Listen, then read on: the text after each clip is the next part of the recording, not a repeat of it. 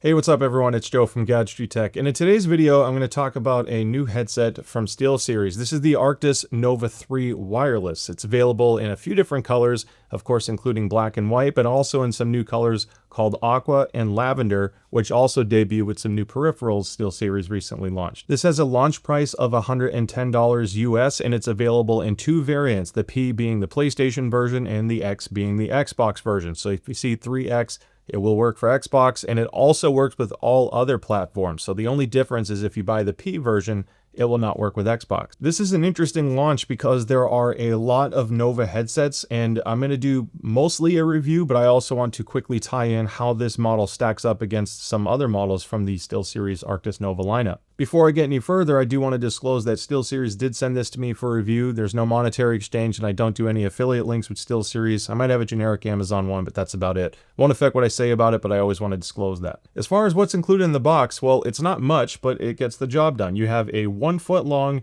USB-C to C cable. You also have a dongle, and if this is the new dongle from SteelSeries, it's significantly smaller than the old one, and it's offset, which is really nice. So if you're plugging this in front of a PlayStation, you're no longer blocking the adjacent port. It also comes with a USB-A to C adapter, which I think is huge because in the past, a lot of these headsets, both SteelSeries and other brands, they would come with a longer USB-A cable and then a female USB port on the other side. Whereas with this, I can plug this directly into the front of my Xbox or my PlayStation or even in the back, and it's just nicer to not have to deal with an extra cable. On the Xbox version, you can see a switch here that says PC and Xbox. Sliding it is pretty obvious what that does, and then if you're playing on PlayStation, just leave it on PC. Now normally I have a part later in my video where I compare the current model being featured to other products in the similar price bracket, but in this case, it's a lot of SteelSeries themselves that it's competing with because they have a lot of Nova headsets now. So I just want to address that now and help kind of address any possible concerns of how it compares to other models. So first, I want to start with the Nova 3 wired, and this will help kind of tie in what makes the new Nova 3 wireless different. So on the wired version, this looks a little bit different because this is RGB when it's plugged in. You also have a retractable microphone. Now what's new about the Nova 3 wireless is it is a detachable mic, which a lot of people were asking for, so it's nice to see. When you look at the controls of the Nova 3 wireless versus the wired, it's a very similar design. Even the USB charge port is in a similar spot, but you have a different wheel arrangement and a new power button. And we'll get into the controls specific to the wireless. I just wanted to give you a real basic understanding of how those two compare. Then you have the Nova 5 wireless, which is available in both the X and P version as well. The Nova 5 gives you a retractable mic, and my favorite thing about the Nova 5, which by the way has the exact same headband, it's a plastic headband, and they have the same split yoke, which is telescoping, so you can size it to fit your head, which is nice. This has never been an issue for me when it comes to comfort, so I like that they kind of stuck with this. To me, this is their best design for overall durability, adjustability, and comfort. So I'm really happy to see that they stuck with that with this model. As far as physical differences go, on the Nova 5, you have a dedicated game to chat mix wheel on the right ear cup, and on the left ear cup you have volume. You also have a quick switch button because this is not simultaneous Bluetooth, and then to me, I like the controls of the Nova 5 a lot. This is going to be a big sticking point later for when I make my suggestions. On the Nova 3 wireless, there's no control on the right at all because the left knob actually has a button that has multiple functions. So again, I'll get into the specifics, but in terms of physical changes, that's what you get with the Nova 5. Then you have the Arctis Nova 7X, which is an older model, but it has some things I like a little bit more. You have the metal headband here, so it looks and feels really nice. The one thing that some people might not be crazy about is it has the single mounting point on the cup. So SteelSeries did address this from the older Arctis series that used to have this issue where some people were breaking their hinges. They've obviously reinforced it because I've seen a lot less complaints there. I did just want to call this out. This is their more premium design, and you also get these swappable plates on the outside if you want to customize it beyond like the limited edition releases they also have. Looking at the bottom, you still get the dedicated game to chat mix wheel, but this one has a 3.5mm analog input as well, which is really nice. And of course, you still have the retractable mic that's found in pretty much all the other Nova models, but the new 3 wireless. All of the other wireless models before you get into the Pro series have a different dongle. You can see a huge difference in size. And on this one, as far as the orientation goes, you can see how much thinner it is. This obviously works on the Switch 2. It'll work on phones, tablets, Mac, etc. So it is nice to be more compact. This design was nice because it was thin, and frankly it worked really well on Switch handheld, but it almost always blocked an adjacent USB-C port, which I wasn't too crazy about. So I love that they had this new offset design, because with USB-C you can flip it. There's a pairing button up top and you can see the switch, so when it's plugged in you can still access the switch. Kind of another improvement that I like over the older one. Now this whole thing gets more confusing when you start looking at specs and pricing, because it's one thing to have an MSRP of X, but if it's selling for less on Amazon, well, that kind of changes how some people consider the value of different models. So that's going to start with the Nova 7, because that had a retail price of $180, which still smashed a lot of the competitors in terms of value and performance, because it has simultaneous Bluetooth. It's the only one here that allows you to listen to a mobile device Bluetooth at the same time you are playing with 2.4 gigahertz mode. So this is selling for $150, the Nova 7. Now the Nova 5 is selling for $120, basically $122. So the new Nova 3 is selling for $110. So why would you consider one over the other? This is the part of why I wanted to focus on this, because the price is nearly identical. Now there are a couple unique pros and cons of these that I think will quickly sway you in one direction or the other. For one, like I said, the Nova 7 is the only one with simultaneous Bluetooth. However, it only has a 10-band EQ that you can save to the headset. So if you're playing a lot of console gaming and you really want to customize your sound, it's not bad. It's good to have 10-band on board, because a lot of other gaming headsets in this price range don't. But both the Nova 5 and the Nova 3 have full parametric EQ on board, allowing you to customize the daylights out of this sound.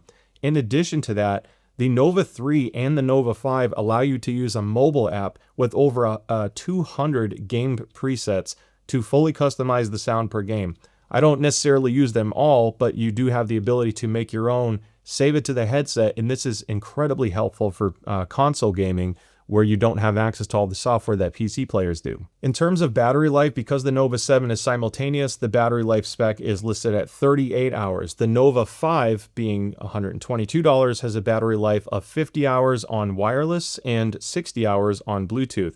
The Nova 3 has a battery life rating of 30 hours on wireless 2.4 mode and 40 hours on Bluetooth. 30 hours is still excellent for the Nova 3, so I don't think battery life is going to be a major decision here. However, what's unique to the Nova 3 is they upgraded the charging chipset, so it actually charges faster than all of the older models.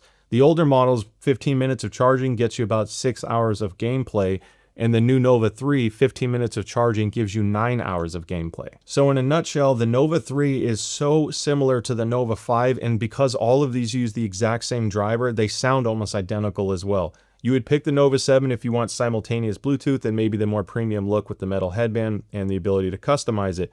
You would pick the Nova 5 if you're a console gamer, and on Xbox in particular, if you want a dedicated game-to-chat mix, or even on PC, having a dedicated wheel is very fast and easy to use. Obviously it has a higher battery life, but slightly slower charging. The microphones are basically the same between the Nova 3 and the Nova 5, and both of them are an upgrade over the Nova 7. And I will get into a mic test in just a moment, but I do want to show you the controls at a closer glance. So you have a push button switch here for the microphone mute, and then this volume wheel spins indefinitely. It's a digital clicky volume wheel, very tactile. Then you have a power button that you can press and hold. Now, if you press and hold this from off when it's first turning on, if you don't let go, it'll put it in pairing mode. If it's blinking in green, you're pairing mode on 2.4. If you tap it while it's in pairing mode, it'll switch to Bluetooth pairing mode. Then you can easily pair it to your phone. This also has action button support, so if you're getting a call, a single press will answer the call, double press rejects it. And then if you're listening to music on your PC, what was kind of cool is if you tap the volume wheel, it'll actually stop the media from being played on your PC. That does include YouTube. If you're watching this video, you can always do that. Although, why would you want to pause, right? So there's a lot of cool things here. Now, the one thing I don't like is the game-to-chat mix. This has been a huge thing for me, and the reason why my Nova 7 has so many miles on it, if you will, is I like convenient controls. And the Nova Pro Wireless was a better sounding headphone. I use it more now, but especially because of my pads.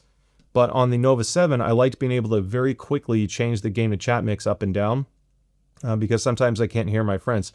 You can still easily do that with the Nova 3, but the difference is you have to hold this wheel in for about 2.5 seconds. And once you do that, you will hear a tone, and now you can adjust your game-to-chat mix. Because this spins indefinitely, you don't exactly know where you are, but you will hear it. And when you center the game-to-chat mix, so your chat volume is just as loud as game, you'll hear another beep. So at least you know where you hit the limits. You also get a beep on the, max game versus max chat. And when this is on, you won't be able to adjust chat mix on Sonar. You have to use this wheel. And when you press and hold to adjust chat mix, you will see that slider moving back and forth on SteelSeries Sonar. Now, because this is basically using the same exact pad as all of the other SteelSeries Nova headsets before you get into the Pro Wireless, the dimensions are the same as well. And the dimensions are pretty good. You have a good amount of height and width. I wish it was a little bit taller because for some ears you might kiss the bottom of it, but it's not too bad. The depth is okay. It's just over 20 millimeters. So depending on how large your ears are, you may just touch the baffle, but overall this is still on the deeper side compared to some other gaming headsets out there. I do like that they used a sport fabric material. It does feel a little bit scratchier than a leatherette, but it's much more breathable for long gaming sessions. And this is also much more durable. So if you use this for a year or two, there's a really good chance this will be in much better shape than a comparable model that's using artificial leather. The headband is swappable just like the other Nova headsets as well. You can see that you have two little grooves there, so you can adjust this, which does affect clamp force a little bit, and also how it fits your head in addition to the telescoping yoke. So I have a 3D printed rig to measure clamp force, and this measures to be almost the exact same clamp force as the other Nova headsets in this price range. If anything, this was just a tad lighter for me, but overall it's within a margin of error and it's still very comfortable to wear. And this is what my voice sounds like on the Nova 3 wireless. Keep in mind, this is a $110 headset from SteelSeries, which has always made good headsets, but wasn't always known for having the best microphones out there. So for this price, I actually think the microphone performance is quite good, and I actually think it sounds cleaner and less compressed than the Corsair HS80 Max, and the older HS80 was kind of known for having good mic quality. So it's crazy to see how much SteelSeries has caught up and even surpassed some of the other more highly rated headsets out there when it came to microphone quality. Side tone is actually excellent as well on this. This is one of the best side tones you can get, period. It's real time, it's crystal clear, and there's no hiss. The Nova 7, even when you have side tone turned up just a little bit, you always hear a white noise. This is incredibly transparent. And if you crank the side tone on this, you hear your surroundings almost like an open back headset. So if you want to be really aware of what's going on in the background, you hear everything. The one pro of this too is there's no noise gating on the side tone. So you will hear all your background noise. If you're using Sonar with their ClearCast AI technology to eliminate background noise, that will affect what your friends hear or what your audience hears, but it won't affect what you hear because it's all done internally for side tone, which is why it's real time. Frankly, it's fantastic. And just for a quick sanity check, this is what my voice sounds like on the SteelSeries Arctis Nova 7X microphone. You can hear that it sounds a little bit worse. They've obviously been improving their microphone technology.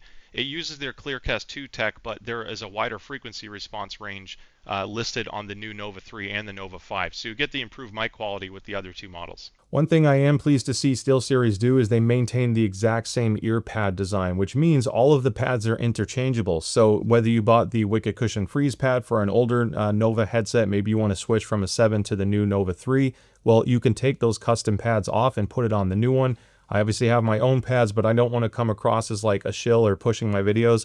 I've had videos on this to explain why I made this pad. It's more of a bass light FPS forward ear pad if you ever want to customize it. But the point of this mainly is that you can still swap the pads, and I'm really happy that they're not forcing people to buy a whole new design each time. It's really nice for the aftermarket side and for long-term support. Getting into sound quality and starting with the objective side first, which uses my measurement rig, it just shows you the frequency response of this particular model, and it's a Gross KB006X Pinaclone. Again, you don't have to know what that means, but I have a link in the description below in case you want to compare against many other headsets and headphones I've measured. And if you look at the frequency response of the Nova 3, there's nothing like game-changing here, because as I mentioned, it uses the same driver that was found in the Nova 5. So if I add the Nova 5, you can see that purple line. Hopefully it's easy for you to see. I'll cycle through a couple colors, but it's basically the same frequency response. This is within a margin of error for positional variance on your head. So that means all of the EQs that I've released in the past for SteelSeries, whether you buy aftermarket pads or not, it's all the exact same frequency response, and it's very easy to customize, especially thanks to the parametric EQ support. Now, just to briefly touch on what this sound signature sounds like, you have a lot of bass going up into past 200 Hertz, which makes the headphone sound rather thick and a little bit boxy, but it's definitely more bass prominent. So if you are chasing more of a boomy bass, this headset is going to deliver that. The mid-range is recessed a little bit in comparison to that much of a bass lift, but the frequency response tuning from 1 to 3000 hertz is pretty darn good, to be honest. This is a really nice showing because a lot of other gaming headsets in this price range typically don't pull off this tonality. You have a recess at 4 to 5000 hertz, which can make it sound like things are a little bit less detailed and clear, but it can also be more relaxing to listen to. And one thing I do want to point out, even though the Nova 7 is using the same driver, it's tuned almost the same way. Again, this is kind of in the margin of error. You see a little bit of a difference in the mid-range from 1 to 3000 hertz, where it sounded just slightly more shouty to me. But the biggest kicker with the Nova 7 is it had an 8 kilohertz peak that was noticeably stronger. So it's a little bit sharper there, which you'll hear more for like metallic sounds and breaking glass. What's unique about this lineup is they're one of the only companies that's giving you parametric EQ. So just to put it in perspective, the much more expensive Logitech / Astro A50, the Gen 5 and the X, those are $300 to $400. And then you have the new Acetone Ablaze, which is $200. So almost half the price, you're getting full parametric EQ. And what that means is it's not just lifting one particular area. You're not stuck at 125 hertz. You can pick 109 hertz and then how wide or narrow you address that. If you want to understand how to use parametric EQ to customize it for your own personal preference, so you actually know what the numbers mean, I made a video on that, and I'll have that link in the description below because I believe that you understanding what your stuff can do really unlocks the potential. This is such an incredibly powerful thing to have. With all that being said, if I were to judge the sound signature out of the box, at least without doing any of that custom EQ, it is a little bit too thick sounding to me. It's definitely very boxy, and even if you play a racing game, there's much more of a hum and a thicker like resonance sounding effect as a result. It does still have some deep bass, which is nice, and I think the overall tuning in the low mid-range for voices still sounds pretty natural, and that relaxed 4 to 5K I was talking about earlier, it's not really a fatiguing headset to listen to. It works on a huge variety of genres of music and games. It just doesn't sound great at any particular one until you start embracing EQ. So when we move on past that, and let's say you've optimized this to have the best possible sound signature for whatever you're playing, whether you're using the one of 200 plus presets that SteelSeries keeps adding more to, or you use your own, or you use mine, because I'll share that in a moment as well. Looking at the driver potential, it has a good balance of frequency response and sounding neutral enough to be enjoyable. What this lacks in comparison to higher end headphones, because you can get two things to have the exact same frequency response, this doesn't have the same instrument separation and detail retrieval. So like one thing that the Nova Pro and the Nova Pro Wireless have over this 7 series and lower is detail retrieval and separation. It handles more complex scenes better, and that's what you're paying for with the Pro series. This is a casual gaming headset. When you look at the price of $110, these still are basically outperforming almost everyone. So the caveat to this, I'm very unbiased. I believe in looking at a gaming headset as a whole. Comfort, build quality, features, performance, you name it.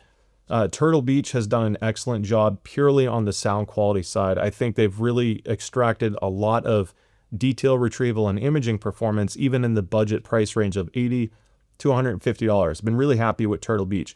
The only thing that Turtle Beach has let me down lately, it's not even the physical design, because they've already improved that. They're lighter clamp force now, and I think the designs are more mature looking compared to what they used to be. The software has just been more limiting, and on Windows I've had some bugs in the past, and on console you get no parametric EQ support. They have been recently adding mobile app support, so that's kind of nice. And I'm kind of sidetracking, but this is all to just paint the fairest and most accurate picture for you. Purely on audio chops and detail retrieval and separation, Turtle Beach is the only one at this price that I think has a slight edge.